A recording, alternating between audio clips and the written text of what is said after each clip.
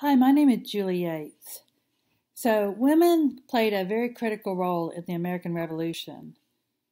Um, in fact, the journalist Cokie Roberts calls these women our founding mothers.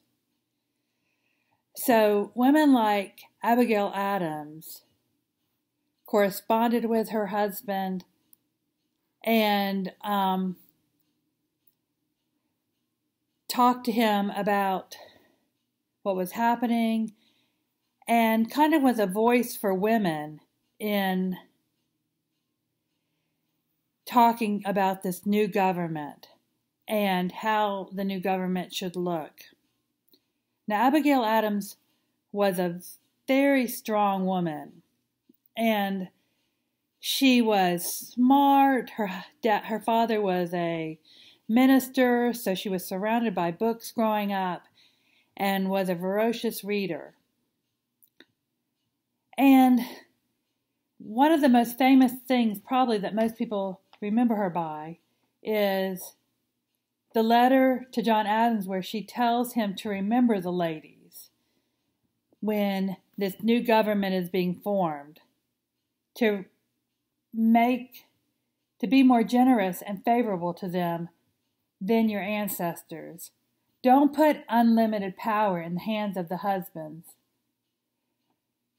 So she wants him to understand when these laws are put in place, to make sure that there are places and laws to protect the women, that husbands are being abusive or not taking care of them.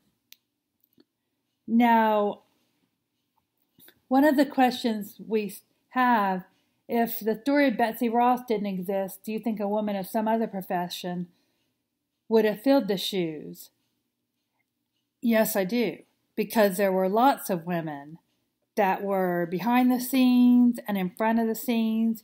In fact, in Williamsburg, Virginia, we have a woman named Clementina Rind who actually was an editor for the paper and actually had a contract with the Continental Army and the Continental Congress to write pro-American articles in her paper.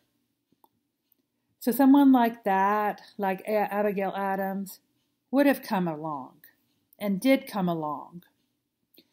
And it is important to have a famous female from the American Revolution because there are women, and as a woman myself, I think it's important for me to look back and think, what would I have been doing? And put myself in and see myself in the shoes of people that were there. Now, Abigail Adams was not just this very intelligent woman that was just sitting around reading books and advising her husband. She was actually taking care of children. She was making sure that their farm was taken care of, that after that there were investments being taken care of. And she actually considers herself sacrificing for the American Revolution. And she considers herself fighting in her own way, just like the men are fighting. So I think it's important that we understand that there women like Flora MacDonald, like Phyllis Wheatley,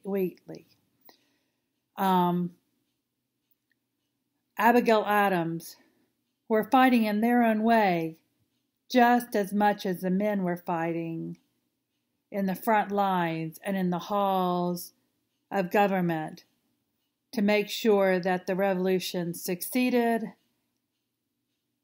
and that this new country was a country for everyone.